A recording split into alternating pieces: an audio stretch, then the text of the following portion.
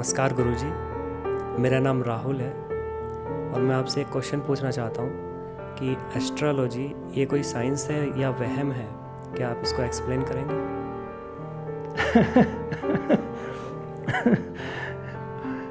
कहाँ से लाते हो ये बस ऐसे वाले सवाल? मतलब ये वो वाली बात है, आप एक पुजारी से पूछ रहे हो भगवान है या नहीं है या फिर एक डॉक्टर से पूछ रहे हो दवाई सच में होती है या नहीं होती, या काम करती है या नहीं करती।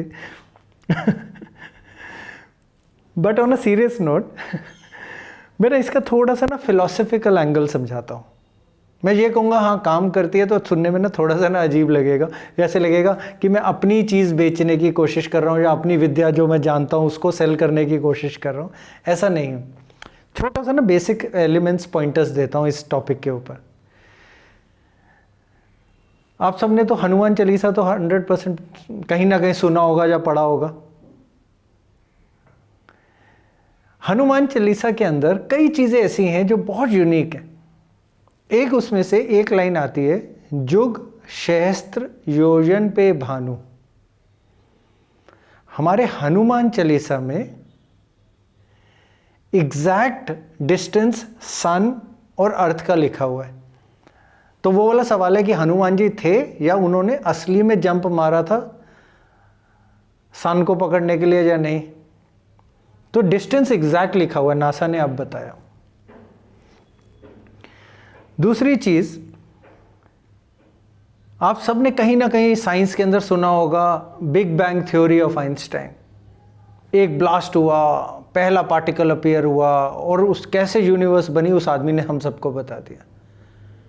शायद उससे कई साल पहले हमें शिव पुराण, विष्णु पुराण, इन सब में लिखा हुआ मिल गया था उसी ब्लास्ट के बारे में। तो ब्लास्ट क्या था? एक ब्लास्ट जिससे यूनिवर्स पैदा हुई, पहले पार्टिकल्स अपीयर हुए। तो हुआ क्या, हम सब किससे बने? एक एनर्जी से बन गए। फिर उस एनर्जी को फिजिक्स ने और ज़्यादा साइंस में एक्सप्लेन करने की कोशिश करी। किसी को उन्होंने गॉड्स पार्टिकल बोला। वो कहते हैं 1% ऐसे पार्टिकल होते हैं जिसको हम समझ नहीं सकते, उसे बोल दिया उन्होंने गॉड्स पार्टिकल। वो भी भगवान के नाम इस्तेमाल करके उन्होंने उस पर भी डाला।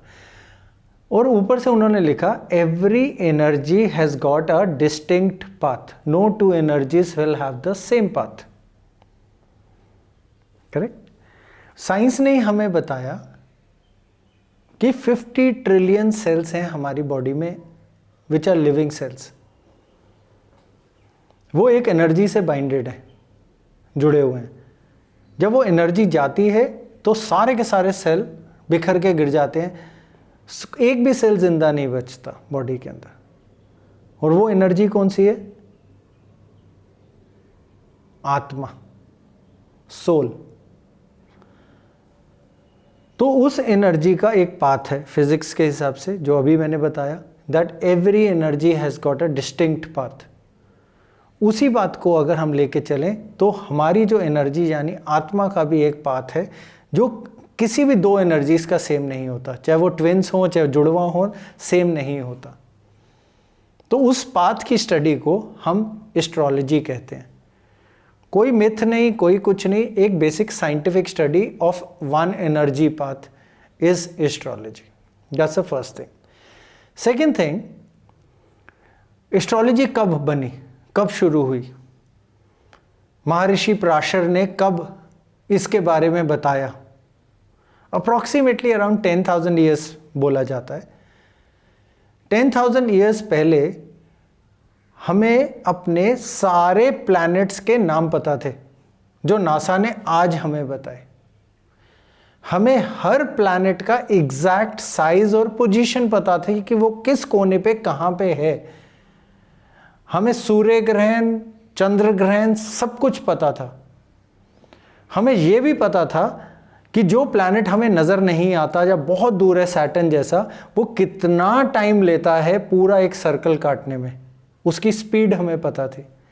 कब कब वो दूर चले जाता है सन से या अर्थ से, तो हमें वो भी पता होता था जब हम उसे वक्री बोलते थे। हम उसकी एग्जैक्ट पोजीशन पिन पॉइंट करके मैथमेटिकल कैलकुलेशन से एक चार्ट बना के लिख देते थे, जो हमें ये भी नहीं पता होता था आंखों से है कहां पे।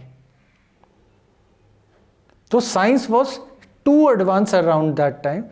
Where it went, who took it away, I'm not too sure about it, but yes, it was very scientifically calculated things.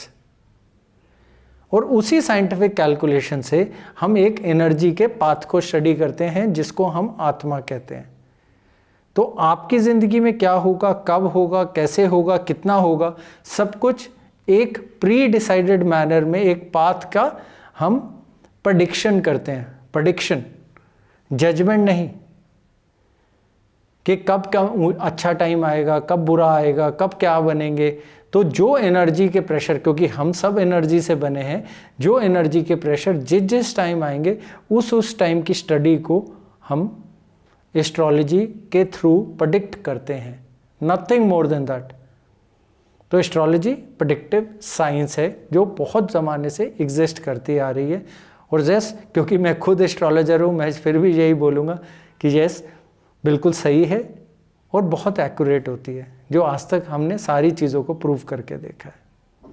I hope this will clarify your answer. Thank you.